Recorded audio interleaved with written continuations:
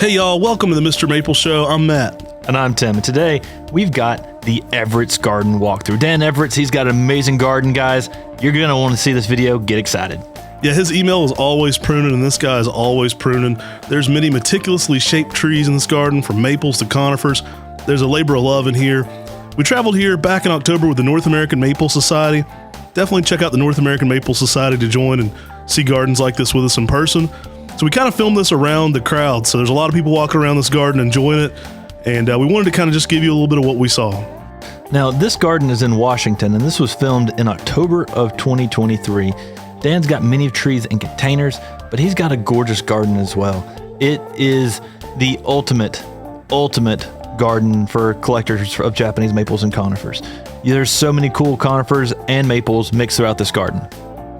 Yeah, there were a lot of interesting things. Dan trades a lot of signs and, was just friends with a lot of people in the maple site, so he has access to a lot of neat things. Great koi garden back here as well. This koi pond really pulled the backyard together. It's a really nice addition, and really no space left unturned. I mean, it's not a massive yard, but Dan has kind of found a way to pack every corner in with max color, and it's got a lot of containers in here too, which really add to the Japanese maples. Man, I love the way he did the pruning on this lace leaf. Yeah, this is Chantilly lace. I did a top 5 with him. You'll have to watch our top 5 to see where that falls. We actually walked around and talked about specific trees in his top 5 here in this garden. And then Tim also did a top 5 conifers with him as well.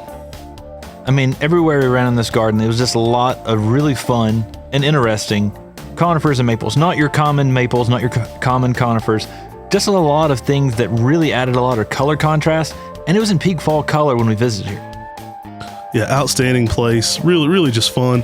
We kind of waited until some of the people had stepped out of the way to have a drink or some coffee or something and jump through here. We're actually walking by some outstanding plants. I mean, I know that one in the very back there is a Jello orange.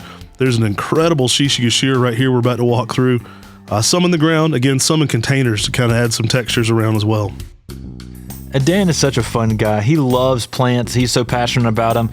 I mean, every time we're going around the gardens or anywhere at the Maple Society, he's pulling up photos of other Japanese maples in different gardens or nurseries saying, "Hey guys, have you seen this yet? Hey guys, have you seen this yet?" And definitely he's such a cool guy to talk with and hang out with. Yeah, you feel his passion, especially when you're in his garden. There's so much going on here. I get to spend a lot more time videoing this place because there's just a ton. And he's a meticulous pruner, as I mentioned, so a lot of these lace leaves have had a good bit of work done to them. Dan gets in there and really shapes everything to the max. I mean, right here on the left is a giant Makawi Etsubusa that he's trained and shaped. And so you see so many of those little tufts towards the edges, but it's a little more open up than Makawi Etsubusa that you'd typically see. And that's the truth with a lot of his lace leaves too. He's really opening them up so you can see the branch structure of each and every tree. Really relaxing time. We enjoyed walking around through here. Some incredible plants in this garden too. There's a few that we'll highlight in that upcoming top 5, or if we've already shot it, make sure to check that one out. This one is one named by Bart Eikemans, and this was in his garden. This one is one called Red Sparkler, so not out in the trade much yet. We are producing it here at Mr. Maple, but Red Sparkler, that's one that'll be showing up soon. Man, that was one of those trees that you see and you're like, that tree is pretty darn interesting. We should be growing that here at Mr. Maple. This is in the front yard here. This is a little bit more of the conifer beds he has in the front. So well laid out. Everything is meticulously maintained. You won't find any weeds. I mean, this is one of the most manicured gardens I've ever seen. Again, check out the pruning he does on these lace leaves. I mean, you can see the branch structure. You still see the foliage, but you can actually see all the twists and curves on the trunks. It just gives the Japanese maple a completely different aesthetic out there in the garden.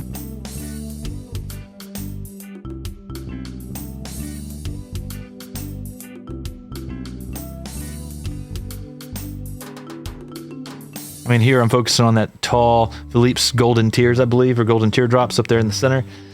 So many cool plants here in this garden, but I really like that golden, narrow weeping conifer in the center. Really good use of sedums as well as darker colored mulches with grasses to create kind of a bed layout. So he has very defined beds here. The sedums, of course, are more of a spring interest plant, but you can see how these are used to accent the conifers, kind of create some of those low carpets. Just a really great, well laid out garden, and I hated to even walk on this grass. It was so well maintained.